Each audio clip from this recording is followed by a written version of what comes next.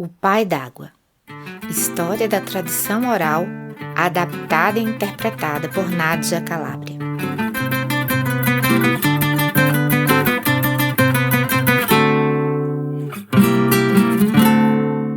Essa é uma história que escutei há muito tempo. Dizem por aí que é história de pescador. Uns acreditam, outros não. Mas que o Rio São Francisco é cheio de mistérios, isso é bem verdade. Meu avô costumava ir pescar com o irmão dele no rio aqui pertinho, o Rio São Francisco. Meu avô não acreditava em nenhuma história que os pescadores contavam sobre o rio. Mas o irmão dele sempre dizia: "Cuidado com o pai d'água. Essa sua história de não acreditar no que os mais velhos contam pode te deixar desprevenido." Dizem que o pai d'água é uma mistura de homem e macaco. Tem os ombros largos, pelos por todo o corpo, além de ser muito forte. Os pescadores do Velho Chico contam que ele vira as canoas para devorar quem estiver dentro delas. E eu só de pensar nessa possibilidade já fico tremendo de medo. O irmão do meu avô, meu tio-avô, também dizia que o pai d'água mora no fundo do Velho Chico. Gosta de ficar observando quem está nas margens do rio. E quando os pescadores dormem, ele vai lá, pega um cabra, coloca nas costas e leva para dentro d'água.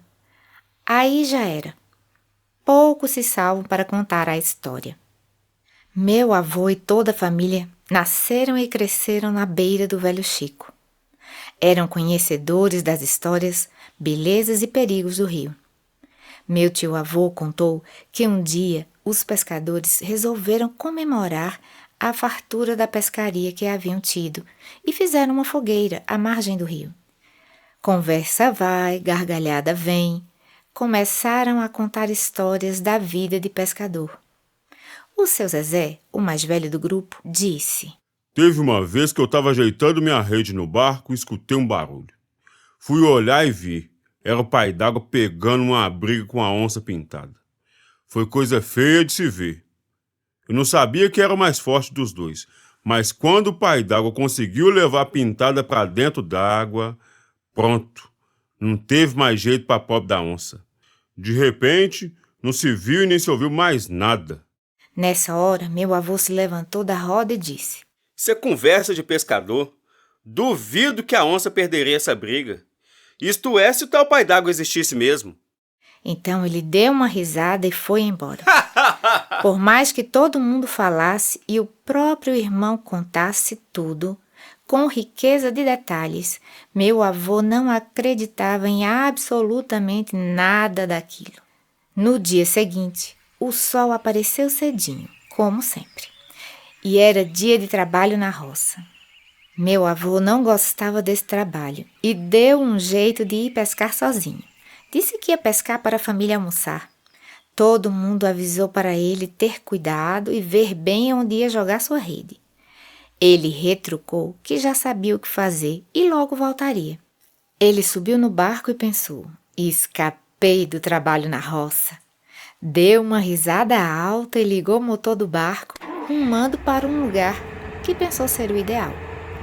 Então, jogou a rede, preparou as varas, já com tudo pronto, se encostou, colocou o chapéu sobre os olhos e resolveu cochilar um tiquinho.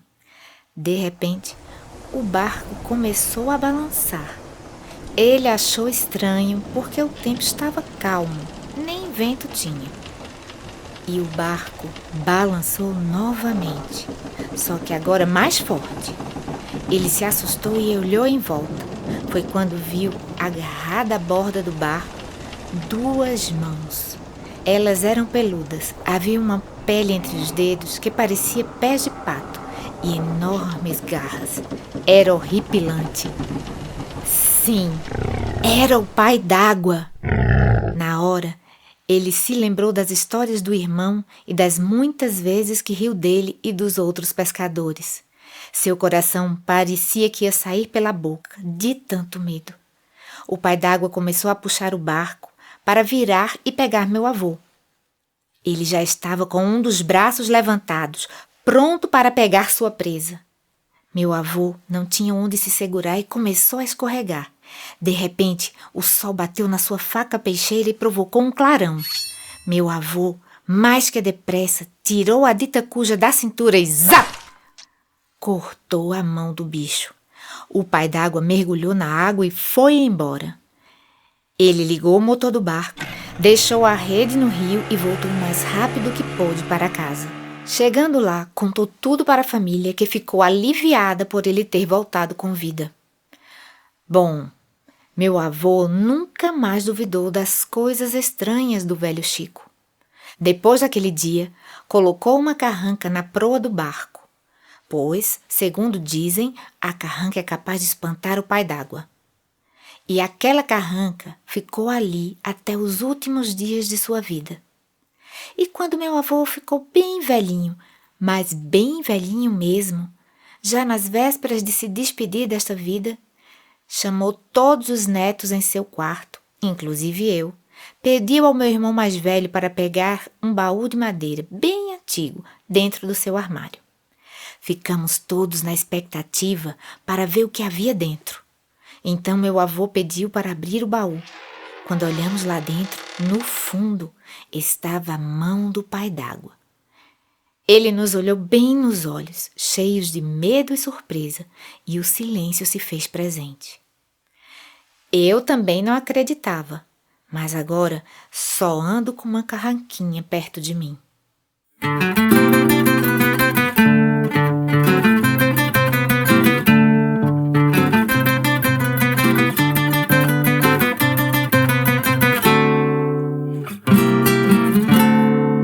Corre um boato na beira do velho Chico, e muita gente diz que pode comprovar, mas não se sabe se é feio, se é bonito, se é lenda, se é mito, mas agora eu vou contar.